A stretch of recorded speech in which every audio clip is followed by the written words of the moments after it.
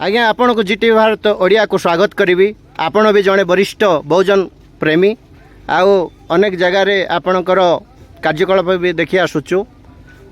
वर्तमान आमर काशीपुर ब्लॉक रो दुड़कावाल पंचायत सरोज नायक राज्य सभापति होती या उपरे आपणकर मत कौन रहिबो?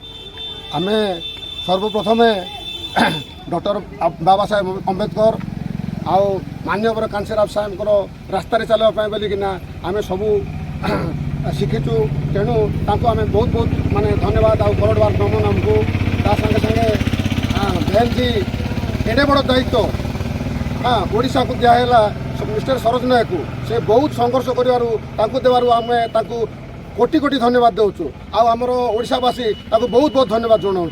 तो आम भावुँ सरोज नायक नेतृत्व में ओडिशा रे आमर बीएसपी रो जो प्रकार ये आमर आग को बढ़ो ताहा अल्प दिन भितर आपण मैंने जानीपारे एवं आपण मैंने ये सांबादिक भाई मैंने सबू बुझीजे जे नाई सरोज नायक गोटे लड़ुआ नेता।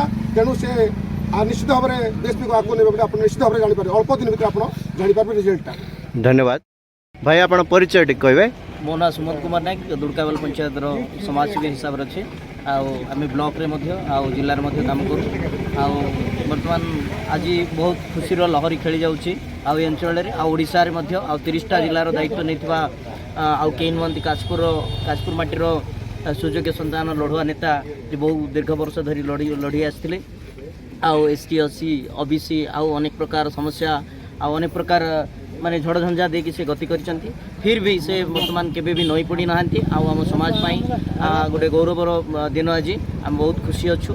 से नेता को दे आम वर्तमान एसटी एससी ओबीसी मान उन्नति सकाशे से लड़े बोली आम आशा करुछु। धन्यवाद।